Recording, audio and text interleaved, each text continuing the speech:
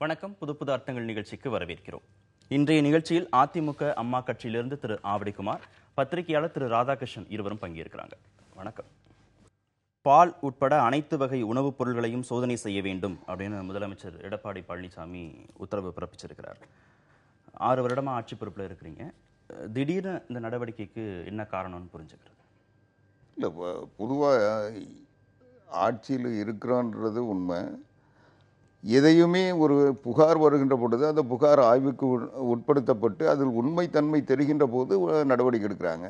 இதில் ஆட்சியில் இருக்கிறது 6 வருஷம்ன்றதுனால இந்தியா சுதந்திரம் பெற்று 70 வருஷம் ஆக போகுது, அதனால் 70 வருஷமாக இது நடக்குதுன்னு சொல்லுவீங்களா? அதனால் எது புகார் வருதோ அதை உடனடியாக நடவடிக்கை எடுக்கிறாங்க. இல்லை, புகார்கள்னு சார் சொல்லும்போது நான் ஒரு புள்ளி விவரம் சொல்ல வேண்டியதாக இருக்குது. 2013 ஃபுட் சேஃப்டி இன்ஸ்பெக்டர்ஸ் எவ்வளோ சாம்பிள் எடுத்தாங்க பார்த்தீங்கன்னா 3531 சாம்பிள் எல்லா இதுலேயும், அது பால் மட்டும் கிடையாது, உப்புலேருந்து கற்பூரத்துலேருந்து எல்லா பொருட்களையும் எடுக்கிறாங்க. அதில் ஏறத்தாழ 1308 சாம்பிளில் கலப்படம்னு தெரிய வருது. ஆனால் கடைசியில் கோர்ட்டுக்கு எவ்வளோ கேஸ் வருதுன்னா 219 கேஸ் தான் கோர்ட்டுக்கு வருது. அதாவது இந்தியாவில் ஒட்டுமொத்தக்கும் எடுத்து பார்த்தீங்கன்னா, அதாவது நம்ம எங்கெல்லாம் கணக்கு வழக்குகள் இருக்குதோ அங்கே எடுத்து பார்த்தீங்கன்னா ஏறத்தாழ இந்தியாவில் இருக்க ஆவரேஜ் விட தமிழ்நாட்டில் டபுள் மடங்கு கலப்படம் நடந்து கொண்டு இருக்குது. இந்தியாவோட ஆவரேஜ் 19%, தமிழ்நாட்டுடைய ஆவரேஜ் 40% இருக்குது. இது எங்கே கலப்படம் நடக்குது, எப்படி கலப்படம் நடக்குது, சென்னையில் எங்கே நடக்குதுன்னு கூட எல்லாத்துக்கும் தெரிஞ்ச விஷயம்தான். அது பெட்ரோல்லேருந்து டீசல்லேருந்து உப்புலேருந்து கற்பூரத்தில் எல்லா பொருட்களையும் சென்னையில் தான் நடந்து கொண்டிருக்கிறது. இந்த கலப்படம் என்கிறது அது ஒரு இண்டஸ்ட்ரியாகவே நடந்து கொண்டிருக்கிறது. திடீரென்று ஒரு ராஜேந்திர பாலாஜி ஏன் இப்படி பேசுகிறார் என்றது தான் எனக்கு சந்தேகம் வருகிறது. அது ஏன் பாலில் மட்டும் பேசுகிறாரு தான் அடுத்த சந்தேகம் வருகிறது. இது ஏதோ ஒரு டீல் ஏதோ பிரச்சனையாங்கிறது சந்தேகம் எனக்கு வருகிறது. பாலில் கலப்படம்ங்கிறது நமக்கு இன்று நேற்று தொடங்கியதில்லை, இது என்னைக்கோ தொடங்கியது. அதிமுக ஆட்சியிலேயே பெரும் பிரச்சனை ஒரு பிரச்சனையாக வந்துடுது.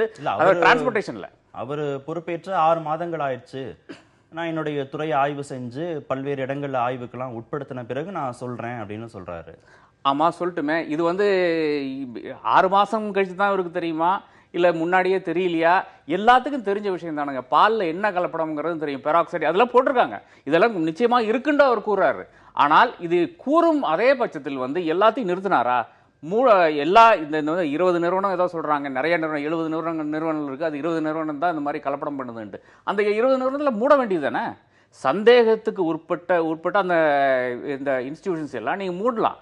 அவங்க வேணுனால் அந்த மைசூரில் இருக்கும் அந்த ஃபுட் சேஃப்டி இது அந்த அட்வான்ஸ்டு ஃபுட் ரிசர்ச் லேபரட்டரி இருக்கு, அது ஆர்மியோடைய இதில் இருக்கிறது, டிஆர்டிஓவில். அங்கே வேணும் நீங்கள் போய் அப்பீல் பண்ணிவிட்டு அதன் பிறகு நீங்கள் கொண்டு வரலாம். அந்த நடவடிக்கை எல்லாமே கிடையாது. மூடாம தொடர்ந்து இவர் என்ன கூட்டிட்டு வர்றாருன்னா பாலில் கலப்படம் இருக்கு, பால் கலப்படம், அது எனக்கு பெரும் பிரச்சனையாக படுகிறது. ஒரு வாரமா பேசுறாரு, ஆனா நடவடிக்கை மட்டும் இல்லை. மரியாதைக்குரிய ராதாகிருஷ்ணன் சொல்ற புள்ளி விவரம் தான் எனக்கு ஆச்சரியமா இருக்கு. வெறும் பாலில் மட்டும் இல்லை அவர் சொல்ற புள்ளி விவரம், தமிழ்நாட்டில் இருக்கிற அடல்ட்ரேஷன் எல்லா கலப்படம், அது தமிழ்நாடு அரசுக்கு மாநில அரசாங்கத்திற்குரிய கலப்பட தடுப்பு சட்டப்படி எடுத்த நடவடிக்கைகளை அவர் சொல்றாரு. அதனால இது பால்லன்றது சரியானதில்லை. இது பொதுவான ஆய்வில் கிடைத்த அந்த துறை சார்ந்த தகவல்கள் தான் அது.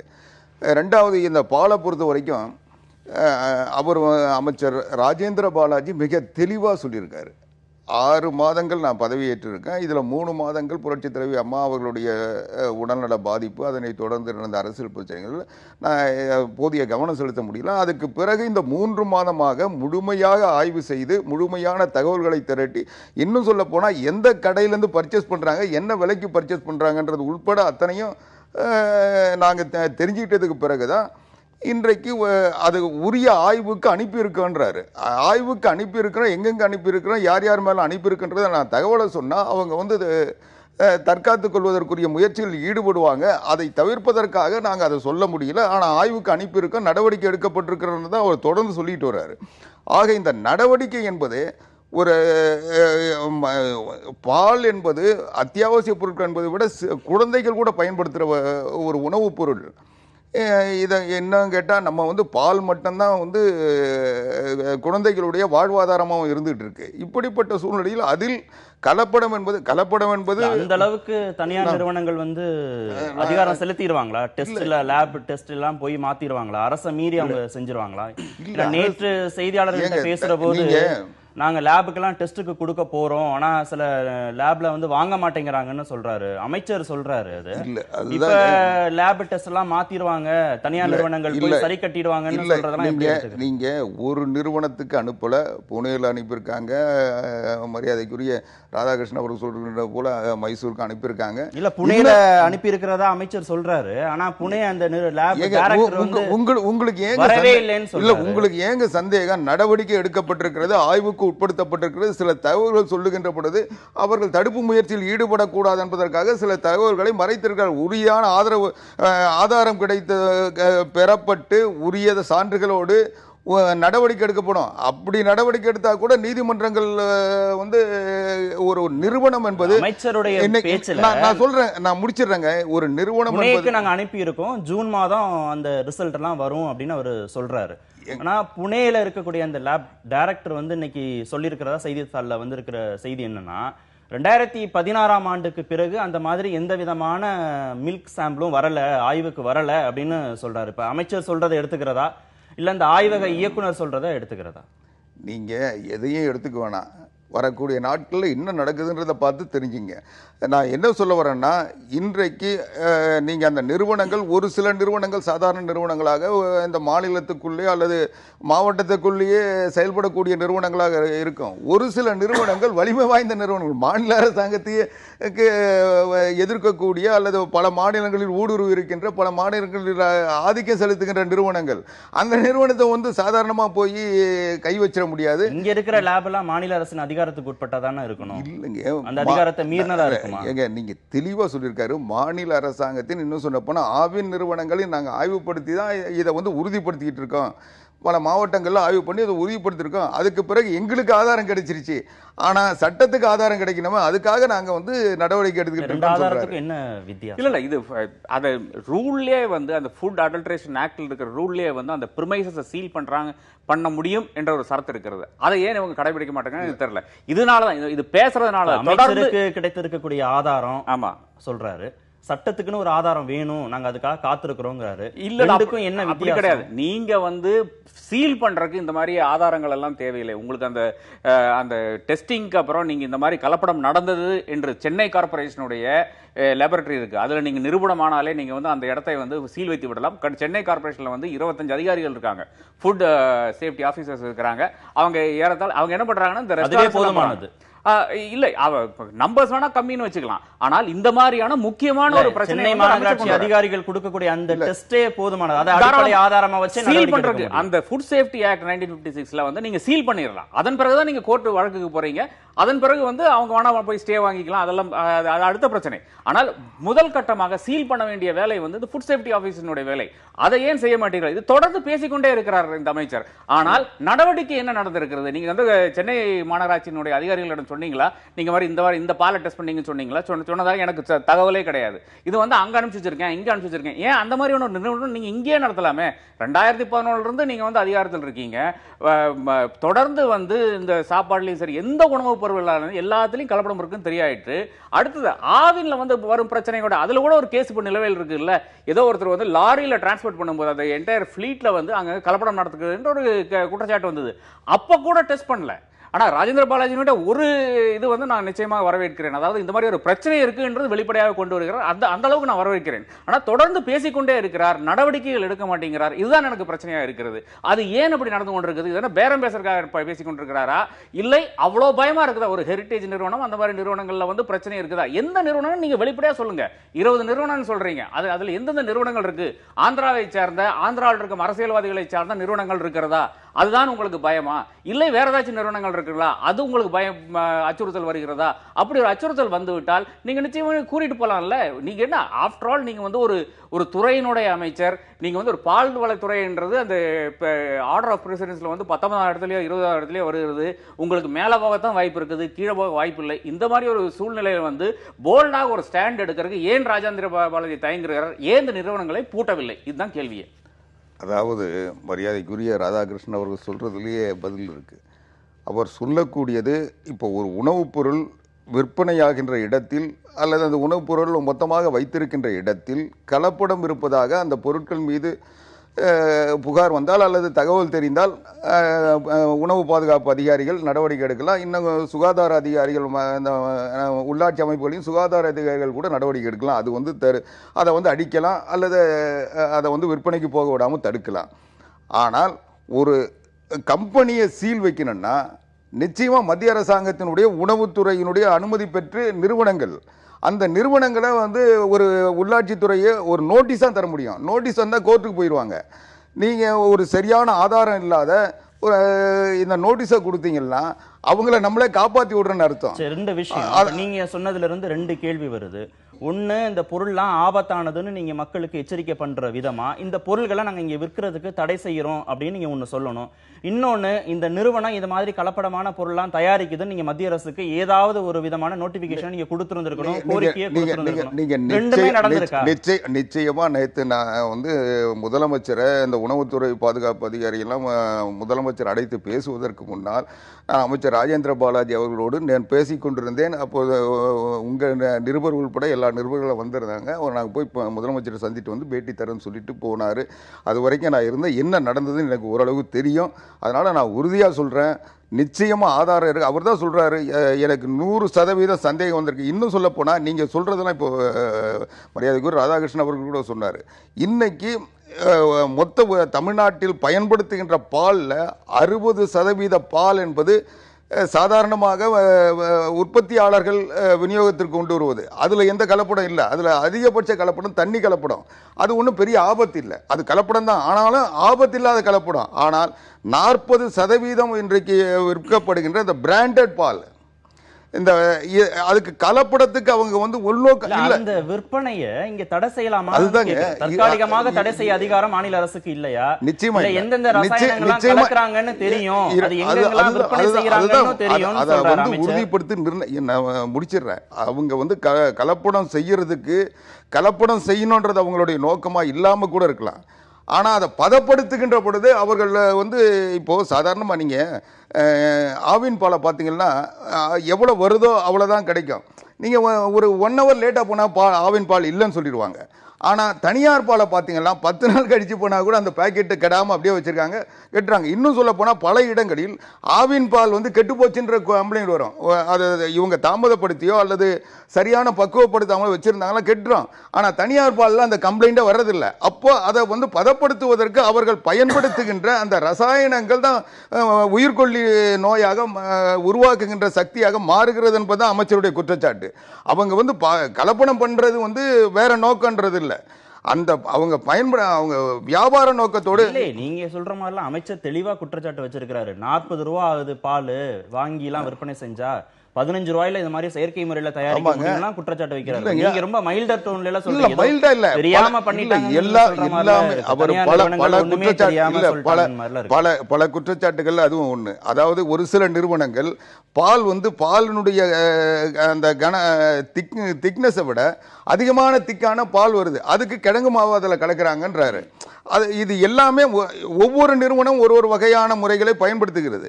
அதனால இது வந்து ஒரு பெரிய ஆய்வுக்கு உட்படுத்தப்பட்டது மட்டும் இல்லாம உரிய ஆதாரங்களோடு அதை நிரூபிக்கவில்லை என்றால் இன்றைக்கு அதிகார மாநில அரசுக்கு இல்லையா? மத்திய அரசுடைய ஒத்துழைப்பு இல்லாம இந்த நிறுவனங்கள் மீது நடவடிக்கை எல்லாம் எடுக்க முடியாது. இல்ல, நிச்சயமான அது தவறான தகவல் தான். அதாவது அமைச்சர் இப்ப கூறிக்கொண்டிருக்கிறது என்னென்ன கூறாருன்னு பாருங்க. அதாவது ஃபார்மால்டிஹைட் போடுறாங்களாமா. இதுல ஃபார்மால்டிஹைட்ங்கிறது பணங்களை வந்து அதை ப்ரிசர்வ் பண்றதுக்காக பணங்கள்ல வந்து செலுத்துகின்றது. அதாவது நம்ம மெட்ராஸ் மெடிக்கல் காலேஜ் அனாட்டமி டிபார்ட்மெண்ட்ல போனீங்கன்னா அங்க வந்து இந்த கேடவர்ஸ் இருக்கும், அதை வந்து படிக்கிறதுக்காக பசங்களுக்கு வந்து இது டிசெக்ஷன் பண்றதுக்காக யூஸ் பண்றது ஃபார்மால்டிஹைடு. அந்த ஃபார்மால்டிஹைடை யூஸ் பண்றாங்க. Hydrogen peroxide, urea, caustic soda இதெல்லாம் வந்து மக்களுக்கு எவ்வளவோ தீங்கு. அது ஒரு தொடர்ந்து ஒரு வாரம் குடிச்சீங்கன்னா கூட உங்களுக்கு தெரியும் அந்த கிட்னி எஃபெக்ட் ஆகும், ஹார்ட் எஃபெக்ட் ஆகும். இந்த மாதிரியான பிரச்சனைகள் நடக்கும்போது ஒரு அமைச்சர் வந்து லேசில் இப்படி கூறிட்டு போறாரு, அது ஒரு வாரமா பேசிட்டு இருக்காரு. இதுதான் எனக்கு பிரச்சனையா இருக்கிறது. ஆனால் ஒரு நிறுவனம் மேலே நடவடிக்கை எடுக்க முடியும். உங்களுக்கு ஃபுட் அடல்ட்ரேஷன் ஆக்ட் பிரகாரம் சென்னை மாநகராட்சிக்கே ஆக்ஷன் எடுக்க முடியும். ஏன் எடுக்கவில்லை என்றதான் என்னுடைய கேள்வி. தொழிற்சாலை இங்க இல்லாம வேறு மாநிலங்கள்ல தொழிற்சாலைகள் வச்சிருந்து அவங்க பொருளை மட்டும் இங்க சப்ளை பண்றாங்க, பால் மட்டும் இங்க சப்ளை பண்ணா பாலை மட்டும் தான் தடை பண்ண முடியும், விற்பனை மட்டும் தான் தடை பண்ண முடியுமா, இல்ல நிறுவனங்கள் மீது நடவடிக்கை எடுக்க முடியுமா, மத்திய அரசுக்கு கோரிக்கை வைக்க முடியும்? நிச்சயமாக நிறுவனங்கள் மீது நடவடிக்கை எடுக்க முடியும். உங்களுக்கு வந்து தமிழ்நாட்டில் உங்களுடைய பிசினஸ் இருந்தா நிச்சயமா நடக்கலாம். ஏன் ஒரு சரவணபவனுடைய பீட்டர்ஸ் ரோடு இது மட்டும் உங்களுக்கு மூட முடியுது, அது எப்படி முடியுதுன்னு தான் என்னுடைய கேள்வியே. அதாவது சரவணபவனுடைய சென்ட்ரல் கிச்சனை மூடல, சரவணபவனுடைய பீட்டர்ஸ் ரோட்ல இருக்கிற அந்த நிறுவனத்தை மட்டும் தான் மூடுறாங்க, ஒரு காரணத்துக்காக மூடுறாங்க. அப்ப அந்த மாதிரியான ஒரு பிரான்ச்சை மூடுறாங்க. இதுதான் என்னுடைய கேள்வி. அப்போ நீங்க ஆந்திராவில் இருக்கட்டும், தெலுங்கானாவில் இருக்கட்டும், எங்க வேணா இருக்கட்டும், இங்க வந்து பால் வியாபாரம் செய்யும் போது உங்களுக்கு அந்த ரீட்டைல் அவுட்லெட்ஸை மூடினாலே வந்து உங்களுக்கு அந்த பிரச்சனை சால்வ் ஆயிரும். அதாவது இந்த பால் வந்து மார்க்கெட்டுக்கு வர்றது நின்று போயிடும். அதன் பிறகு மக்கள் அவதிப்படுறது அடுத்த பிரச்சனை. என்ன பால் கிடைக்கும், ஆவினால் சப்ளை பண்ண முடியல. ஆவினுங்கிறது இதை விட மோசமான ஒரு அந்த நடத்தி வருகின்ற ஒரு நிறுவனம் வேற ஒன்று இல்லை என்று கருதுகிறேன். வேற ஒன்றும் கிடையாது. ஏதோ ஒரு ஐஏஎஸ் ஆஃபீஸர் போடுவாங்க, அவர் வந்து அதாவது பனிஷ்மெண்ட் போஸ்ட் அங்கே உட்காந்துருப்பாரு. அதனால அது ஒரு கமர்ஷியலாக வணிக ரீதியாக அது வந்து ஒழுங்காக இது பண்ணாத ரெகுலேட் பண்ணி அதை வந்து நடத்தி கொண்டாடைய விளைவு தான் இப்போ ஒரு ஆவின் இருக்கிறது. இதே தானே ஒரு அமல் செய்து கொண்டிருக்கிறான். உலகத்திலேயே 2வது பெரிய பால் நிறுவனம் என்று வந்துகின்ற அமல் எப்படி அப்படி வர முடியுது? ஏன் ஒரு ஆவினுக்கு அது வர முடியல என்றால் அரசியல் தலையீடுகள் தான் இதுக்கு காரணமாக இருக்கிறது. தொடர்ந்து வரும் அரசுகளும், அது ஒரு அதிமுக ஆட்சி மட்டும் கிடையாது, எல்லா ஆட்சிகளும் தொடர்ந்து இதே பிரச்சனைகள் தான் நடந்து கொண்டிருக்கிறது.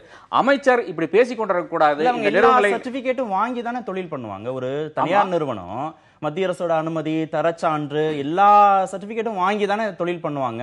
எப்படி அதுல கலப்படம் அவங்க செய்ய முடியும்? நடவடிக்கைக்கு உட்படுத்தப்படுவோம் உங்களுக்கு வந்து ஒரு அச்சம் இருக்காதா? இல்ல, இது இன்ஜினியரிங் காலேஜ் மாதிரி தான். அதாவது ஒரு தமிழ்நாடு அரசாங்கமே செய்கின்ற ஒரு மோசடி என்னவென்றால், ஒரு இன்ஜினியரிங் காலேஜ் இல்லைன்னா ஒரு மெடிக்கல் காலேஜ் திறந்து விட்டால் அங்க வந்து இன்ஸ்பெக்ஷன் டைம்ல வந்து இருக்கிற ப்ரொஃபசர்ஸ் இதெல்லாம் வந்து வேற இடத்துல இருந்து டெபியூட் பண்ணுவாங்க. நம்பர்ஸ் மட்டும் பார்த்து இவங்க வந்து அந்த இன்ஸ்பெக்ஷன் டீம் வந்து சைன் போட்டு போயிடும். இதே தான் நடந்து கொண்டிருக்கிறது. இவங்களுடைய கேஸ்ல வந்து ரேண்டம் இன்ஸ்பெக்ஷன்ஸ், அதாவது ஃபுட் சேஃப்டி ஆஃபீஸர்ஸ்ங்கிறது ரொம்ப குறைவாக இருக்கிறார்கள். அவங்க போற டைம்ல வந்து ஒரு 4 பேக்கெட்டை மட்டும் எடுத்து சோதனை செய்வார்கள். அந்த சோதனையிலும் குளறுபடி இருக்கிறது, இந்த செலெக்ஷன்லயும் குளறுபடி இருக்குது, இந்த ரேண்டமைசேஷன்லயே குளறுபடி இருக்கிறது. அப்ப எல்லாம் அது மேனேஜ் பண்ணிடலாம். இது இந்தியாவினுடைய ஒரு தனித்தன்மை என்று கூறுவேன். அதாவது எங்கெல்லாம் ஊழல் செய்ய முடியுமோ அங்கெல்லாம் ஊழல் செய்து விடுகிறார். அதுல இருந்து ஏதாச்சும் லாபம் எடுக்க முடியுமா என்றதான் இந்த அரசியல்வாதிகள் பார்த்துக் கொண்டிருக்கிறார்கள். அதற்கு தான் இந்த தொடர்ந்து பேச்சு. இல்லை என்றால் இது நிச்சயமாக ஆக்ஷன் எடுத்துப்பார்கள். ஏன் ஆக்ஷன் எடுக்க மாட்டேங்கிறீர்கள்? ரீட்டைல் கடைகளை ஏன் நீங்கள் பூட்டவில்லை என்றதான் என்னுடைய கேள்வி. இது ஒரு எடப்பாடி அளவுக்கே போக வேண்டாம். இது வேற ஏதாவது நீங்க நினைக்கிறீங்களா? வேற ஏதாவது உள்நோக்கம் இருக்கு அமைச்சருடைய? நிச்சயமாக உள்நோக்கம் இருக்கு. இது இவ்வளவு தெரிஞ்ச பிறகு இவ்வளவு பகிரங்கமான குற்றச்சாட்டு வைக்கிறார். இந்த மாதிரியான கெமிக்கல்ஸ் யூஸ் பண்றாங்க கூட குற்றச்சாட்டு வைக்கிறார். அதன் பிறகும் அவங்க இன்னைக்கும் தொழில் செய்யறாங்க. இது எப்படி ஒரு அமைச்சரவை ஒத்துக்கொள்கிறது? இது எப்படி ஒரு அமைச்சர் ஒத்துக்கொள்கிறார்? எப்படி மக்கள் ஒத்துக்கொள்கிறார்கள்? இல்ல, நீங்க ஒத்துக்கொள்கிறது. நீங்க நடவடிக்கை எடுத்தா கூட இப்போ நூடுல்ஸ் நடவடிக்கை எடுத்தாங்க, மேகி நிறுவனத்தின் மீது நடவடிக்கை எடுத்தாங்க. மீண்டும் அவங்க நீதிமன்றத்திற்கு போய் அந்த பொருள் இப்ப தற்போது சந்தையில கிடைக்க தானே செய்யுது. அரசோடைய அதிகாரம் அப்படிங்கிறது என்னவா இருக்கு? நீதிமன்றம் அதை அனுமதிக்க தானே செஞ்சது. நிச்சயமாக நீங்க வந்து ஃபர்ஸ்ட் சீல் வச்சிடுறீங்க. அதன் பிறகு வரும் விளைவுகள் எல்லாம் அது வந்து ஒரு கோர்ட்ல போய் அவங்க வாங்கிட்டோம். அதற்குள்ளால மக்களுக்கு விழிப்புணர்வு வந்துடும் இல்லையா? அந்த விழிப்புணர்வு கூட கிரியேட் பண்ண மாட்டேங்கிறீங்களா? இது நீங்க வந்து ஏதோ பேசிக்கொண்டுதான் இருக்கிறீர்களே தவிர ஆக்ஷன் நீங்க எடுத்தால்தான் உங்ககிட்ட அந்த சான்று இருக்கு என்ற அந்த உணர்வு வந்து மக்களிடம் சென்று அடையும். அப்ப நீங்க பேசிக்கொண்டே இருங்க. இந்த ஃபார்மாலிட்டி இருக்கு, அது இருக்கு, இது இருக்குன்னு பேசிக்கொண்டு இருக்கிறதுல பிரயோஜனம் கிடையாது. மக்களுடைய ஹெல்த்தை கருதி, நீங்க சுகாதாரத்தை கருதி நிச்சயமாக இதில் நடவடிக்கை எடுக்க வேண்டும். இன்றே இந்த அரசாங்கம் நடவடிக்கை எடுக்க வேண்டும் என்ற என்னுடைய கோரிக்கை. இல்ல, பேசிக்கிட்டு இருக்குதுன்றது மரியாதைக்கு ஒரு ராதாகிருஷ்ணன் சொல்றது மாதிரி வேலை இல்லாமல் அல்லது திசை திருப்புவதற்காக பேசிக்கிட்டு இல்லை. மக்களிடம் விழிப்புணர்வு இன்றைக்கு வந்திருக்கு. இன்றைக்கி விவாதிக்கின்ற அளவுக்கு இந்த பிரச்சனை வந்திருக்குனாவே அது அமைச்சருடைய பேச்சு தான் அதுக்கு காரணம். இன்றைக்கு கூட பல தனியார் நிறுவனங்களே சொல்றது என்னன்னா எங்களுடைய விற்பனை பாதித்துன்னு தான் இன்னைக்கு சொல்லிட்டு இருக்காங்க. அந்த அளவுக்கு மக்களிடம் ஒரு அவேர்னஸ் வந்திருக்கு. என்ன விழிப்புணர்வு? 70 நிறுவனங்கள் இருக்கு, 20 நிறுவனங்கள் மீது அமைச்சர் குற்றச்சாட்டு வைக்கிறாரு. அந்த எந்த 20 நிறுவனங்கள் பாலை வாங்கக்கூடாதுன்னு மக்கள்கிட்ட என்ன விழிப்புணர்வு? ஒரு சாதாரணமா பால் சரியா இருக்கா இல்லையான்றது பரிசீலனை பண்றதுக்கு ஒரு இயல்பாவே ஒரு கிராமத்தில் இருக்கிறவங்கள அதை கண்டுபிடிச்சிட முடியும். அதனால இன்னைக்கு தமிழ்நாட்டில் பொறுத்த வரைக்கும் நான் ஏற்கனவே சொன்னது போற 60% என்பது இந்த கேன்ல வச்சுக்கிட்டு வீடு வீடுக்கு கறந்து ஒரு 4 மாடு 5 மாடு 10 மாடு வச்சுக்கிட்டு இருக்கவங்க, ஒரு மாடு வச்சுக்கிட்டுலாம் பால் வியாபாரம் பண்றவங்கலாம் இருக்கிறாங்க. அவங்க எல்லாம் ஒன்றும் பிரச்சனை இல்லை. ஆனால் இந்த பிராண்டட்னு சொல்லக்கூடிய ஒரு 35-40% தான் இன்னைக்கு நகரப்பகுதிகளில் இருக்கிற பாலில் தான் இந்த பிரச்சனை. இந்த பால் என்பது இன்றைக்கு ஒரு சரியான நடவடிக்கை எடுக்கவில்லை என்றால் கொக்கோ கோலா மேலே எடுத்த நடவடிக்கை மேகி மேலே எடுத்த நடவடிக்கை மாதிரி தான் போகும். ஏன்னா அவங்க ஒரு நிறுவனம், ஒரு தனிநபர்கள் அல்லது ஒரு பண்ணையில் பால் உற்பத்தி பண்ணுறாங்கன்னா அங்கே போய் உடனே ஆய்வு பண்ணலாம். அதில் ஏதாவது கலக்குறாங்கன்னா அவங்கள பிடிச்சி தண்டனைக்கு உட்படுத்தலாம். அது ஒரு மாநில அரசாங்கம் எளிமையாக செஞ்சிருக்கக்கூடிய ஒரு வழிமுறை.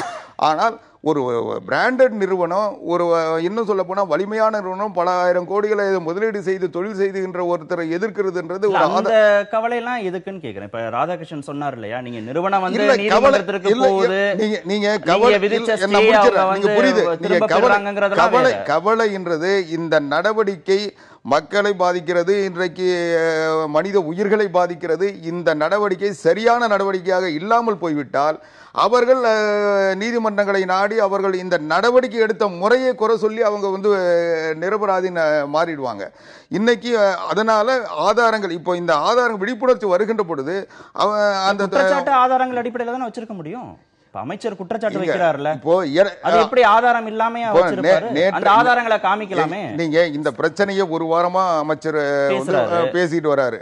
ஆதாரங்களை காமிக்க முடிச்சிடுறாங்க. நேற்றைய தினம் முதலமைச்சர் ஆய்வு பண்ணி உணவு பாதுகாப்பு அதிகாரிகள்கிட்ட அதை நடவடிக்கை எடுக்க சொல்லி அவங்க சைடில் என்னவோ அதை செய்ய சொல்லியிருக்காரு.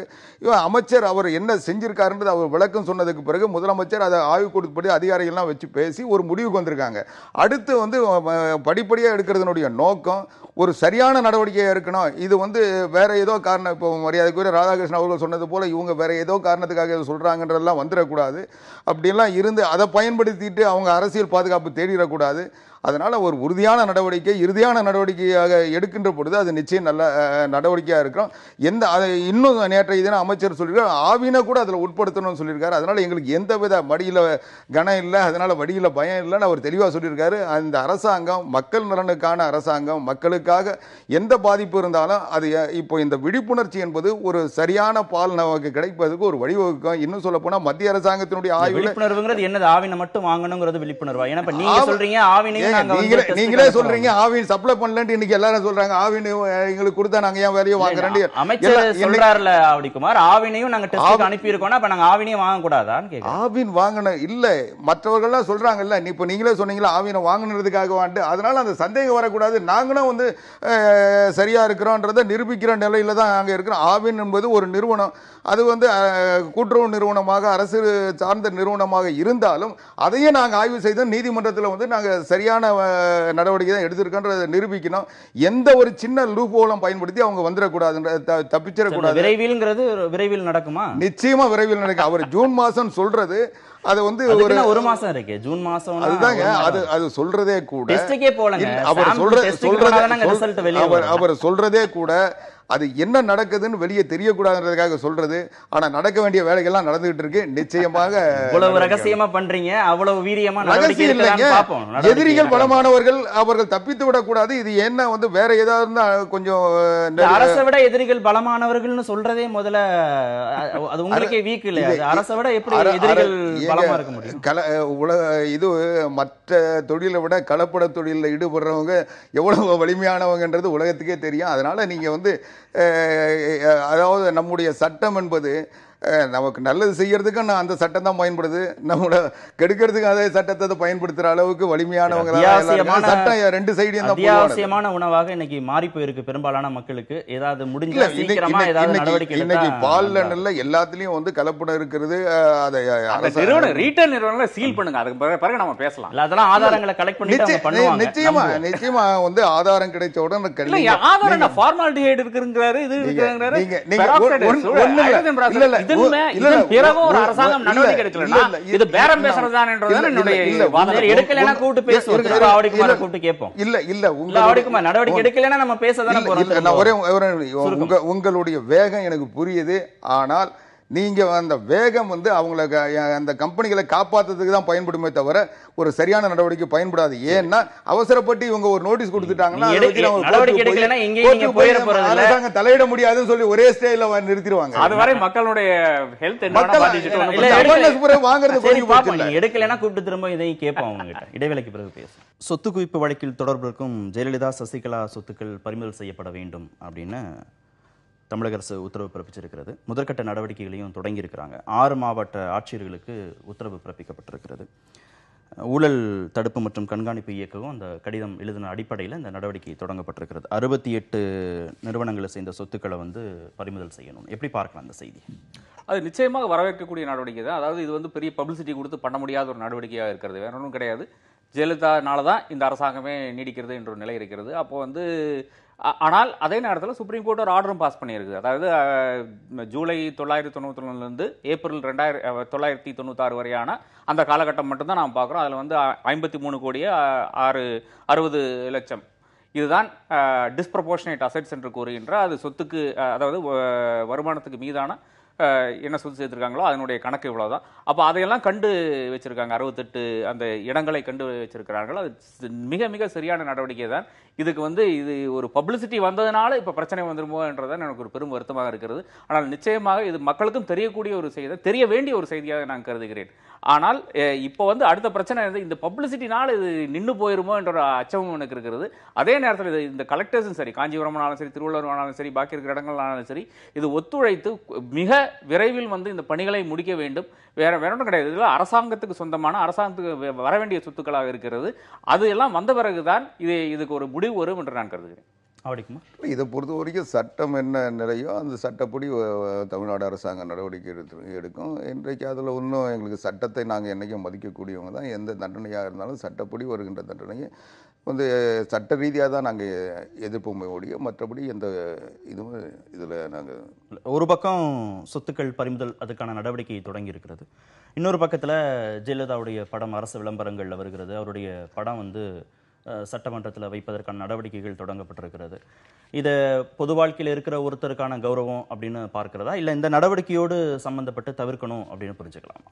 இல்லை, என்னுடைய கருத்துன்னு பார்த்தீங்கன்னா, ஜெயலலிதா என்று ஒரு பெரும் ஆளுமையாக ஒரு 30 வருட காலம் தமிழக அரசியலில் இருந்தவர்கள், அவர்களுடைய கான்ட்ரிபியூஷன் தமிழகத்துக்கு செய்த அந்த நன்மைகள் நிச்சயமாக தட்டி கழிக்க முடியாத ஒரு நிலையில் தான் நான் வருகிறேன். அப்படி பார்க்கும்போது நிச்சயமாக இது ஒரு பிரச்சனையாக தானே, ஒரு பெரும் பிரச்சனை தான். அதாவது எவ்வளவு ஊழல் செய்தார்கள்ன்றது, ஒரு 5 வருட காலத்திலேயே இவ்வளவு ஊழல் செய்தார்களே, மறுபடியும் ஒரு ரெண்டு ஆட்சி காலம் இருந்தார்கள். 2001 2006, 2011 2016 வரை இருந்தார்கள். இந்த கால அளவில் எல்லாம் என்னென்ன செய்தார்கள் என்று இப்போ வெளிவந்து கொண்டுதான் இருக்கிறது. இதெல்லாம் பிரச்சனைகள் தான். இதெல்லாம் தட்டி கழிக்க முடியாது என்ற ஒரு நிலை இருந்தால் கூட அவருடைய அந்த கான்ட்ரிபியூஷன்ங்கிறது நம்ம நிச்சயமாக லேசில் இடப்பட முடியாது. நிச்சயமாக அவருடைய அந்த உருவப்படம் திறக்கிறதுல எனக்கு ஒரு ஆட்சேபமும் கிடையாது. அவரை மதிக்க வேண்டும் என்றதுதான் என்னுடைய கருத்து. நீங்க எப்படி பார்க்குறீங்க? அதாவது இந்த நாட்டில்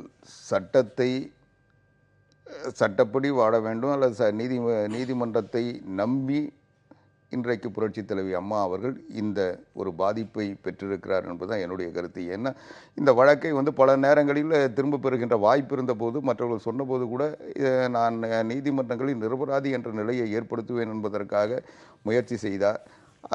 அதில் ஏற்பட்ட சில பின்னடைவுகள் இன்றைக்கு புரட்சித் தலைவி அம்மா அவர்கள் வாழ்ந்த காலத்தில் அவரை எதிர்க்க முடியாதவர்கள், அவர்களை புறக்கணிக்க முடியாதவர்கள், இன்றைக்கு அவருடைய மரணத்திற்கு பிறகும் இன்றைக்கு அந்த வஞ்சகத்தோடு இன்றைக்கு அவருடைய படத்தோடு போராடுகிறார்கள், எதிர்க்கிறார்கள் என்பதுதான் வேதனையானது.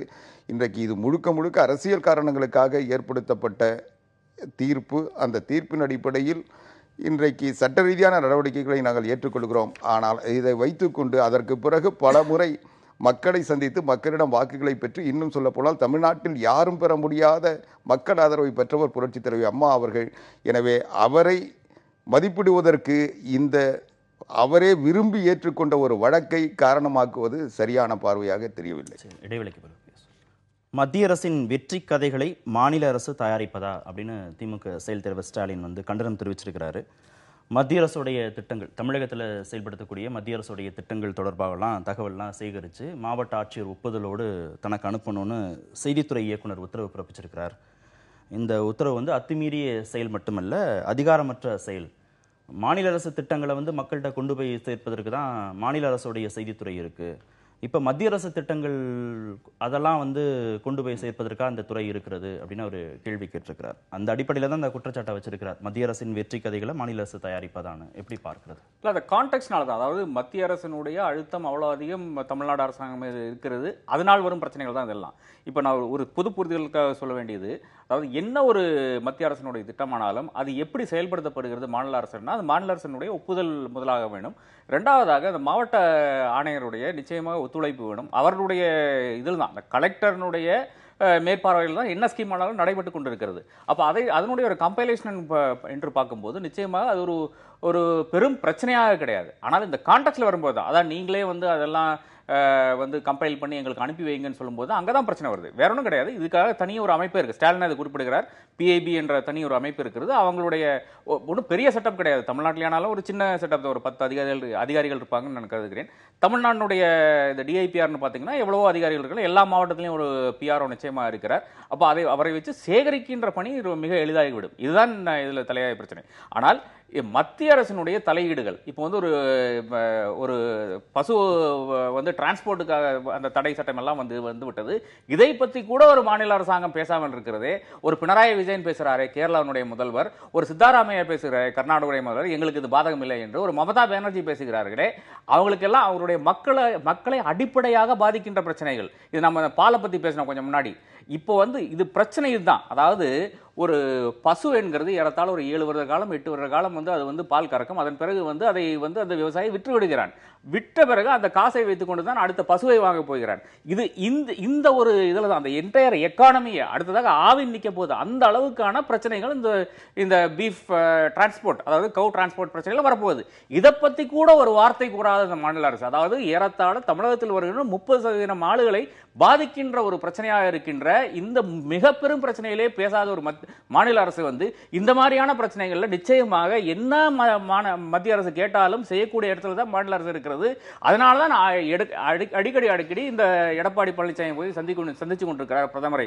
100 நாள் அவர் என்ன பெரிய அச்சீவ்மெண்ட் பாத்தீங்கன்னா 2 முறை பிரதமரை சந்திச்சுக்கிறார். ஒரு மிக பெரும் அச்சீவ்மெண்டா இருக்குது.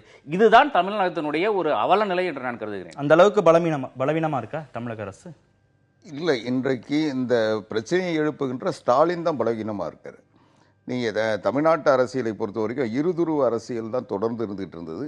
புரட்சித் தலைவி அம்மா அவர்களுக்கு அடுத்த நிலை அவர்களை பலகீனப்படுத்தினால் தான் வெற்றி பெற முடியும் என்று கருணாநிதி நம்பிட்டு இருந்தார். இப்போ அந்த 2 பேருமே வந்து இல்லாத ஒரு சூழ்நிலையில் இன்றைக்கு ஸ்டாலின் அந்த கருணாநிதி இடத்தை ஸ்டாலின் தக்க வைக்கிறதுக்கு முயற்சி பண்ணிட்டு இருந்தார்.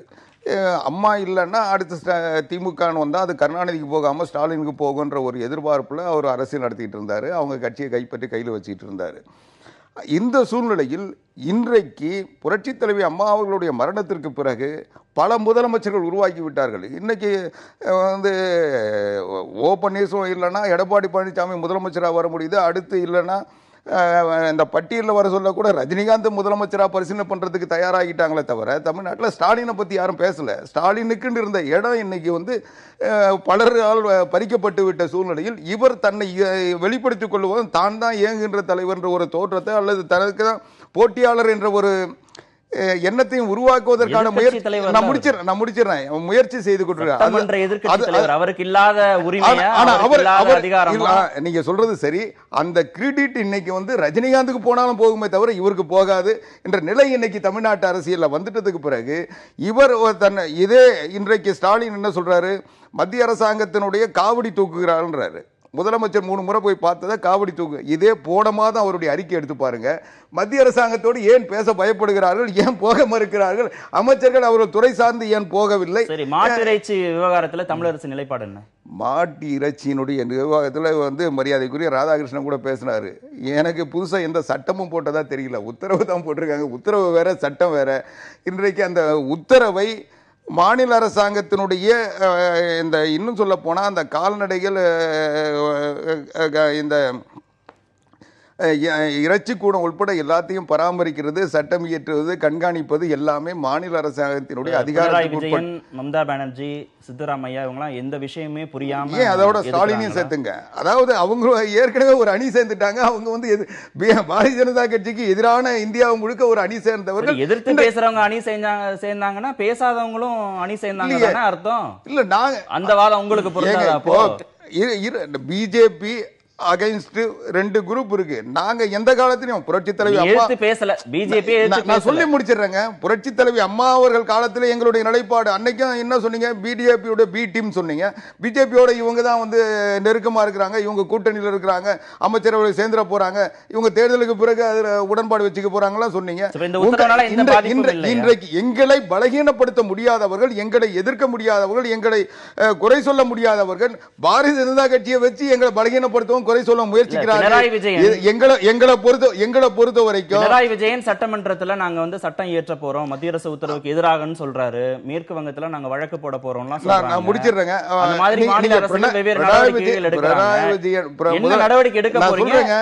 முதலமைச்சர் பினராயி விஜயன் அதை சொல்லலன்னா அதை விட வேகமா அச்சுதானந்தம் சொல்லிடுவார். அதுக்கான முன்னாடி அவர் ஆக்ட் பண்றாரு. அவங்களுடைய எல்லாமே அரசியல். இன்றைக்கு வந்து ஏதாவது அரசாங்கம் இதை ஏற்றுக்கொண்டு இந்த உத்தரவை பின்பற்ற வேண்டும் ஏதாவது நடைமுறை கொண்டு வந்திருக்கோமா, சட்டம் போட்டிருக்கோமா, அதை வந்து நாங்க வந்து இன்னைக்கு செயல்படுத்தி இருக்கோமா? எதுவுமே இல்லை. ஒரு உத்தரவு வந்திருக்கு. அந்த உத்தரவை சில மாற்றங்கள் செய்வதற்கு மத்திய அரசாங்கம் பரிசீலனை செய்து கொண்டு உங்க தொலைக்காட்சியில தான் கொஞ்சம் முன்ன செய்தி சொன்னீங்க.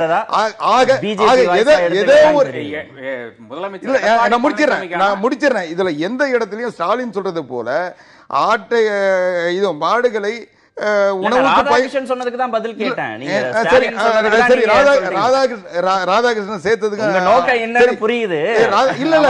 சரி, ராதாகிருஷ்ணன் சொன்னது கூட இறைச்சிக்கு மாட்டு இறைச்சியை பயன்படுத்துவதை தடை செய்து இந்த உத்தரவுல எந்த அம்சமும் இல்ல. ஆனா அந்த அம்சம் என்பது நான் இதுக்காக உடனே பாரதிய ஜனதா கட்சி வக்காலத்து வாங்குறேன்னு சொல்லிடாதீங்க. அதுல என்னன்னா ஒரு அந்த மாட்டை இறைச்சிக்காக ஒரு வளர்க்குற மாட்டை அதையே வெட்டுறதுக்கு விற்கிறதே ஒரு மனிதாபிமான செயலா? ஒரு 10 வருஷம் வளர்த்துட்டு அதுக்கு காசுக்காக கொண்டு போய் நீ வெட்டுறவங்கிட்ட விற்கிற மனசாட்சி ஒரு நல்ல விவசாயிக்கு வராது. அதனால நீங்க வேணா அது ஒரு வயசாயிடுச்சுன்னா எங்கன்னா தானம் கொடுத்துருங்கன்னு சொல்றாங்க. அதனால தானம் கொடுக்கறதுக்கு சட்டத்தை இதுல இந்த உத்தரவுல தடை இல்லை, அதை வெட்டுறதுக்கு தான் தடை. அதனால எனக்கு கொஞ்சம் டைம் கொடுங்க. கண்ணை மூடிக்கொண்டால் எல்லாம் இருட்டாகிவிடும். இதுல வந்து ஒரு அடிப்படை புரிதலுக்காக நான் சொல்றேன். ரம்சானுக்கு 2 நாள் முன்னாடி இந்த ஆர்டர் வருது. அதாவது சார் சொன்ன மாதிரி நீங்க சாப்பிடுறதுக்கு உணவுக்கு தடை கிடையாது, ஆனால் விற்பனைக்கு தடை.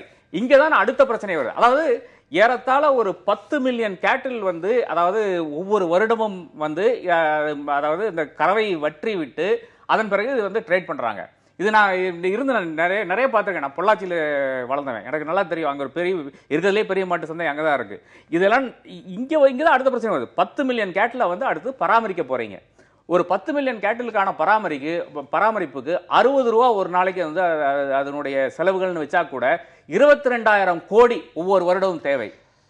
இந்த 22,000 கோடியை வைத்து நீங்க வந்து மாட்டுகளை பராமரிக்க போறீங்களா, அது மனிதர்களுக்கு யூஸ் பண்ண போறீங்களான்ற பிரச்சனை வருது. அடுத்ததாக இது வந்து நீங்க சொல்றது நாடு முழுவதும் இதுக்கு மத்திய அரசு நிதி கொடுக்குமா இல்ல மாநில அரசே சொந்த நிதிகள்ல இருந்து பண்ணிக்கணுமா? அதான் அடுத்த பிரச்சனை. அதுதான், அதாவது மத்திய அரசு எங்கேயுமே நிதி தராதுங்க. அவங்க சொல்லிட்டாங்க 42% வந்து நாங்க ஃபைனான்ஸ் கமிஷன் மூலியமா கொடுத்துட்டோம், அதாவது ஸ்டேட் ஷேர்.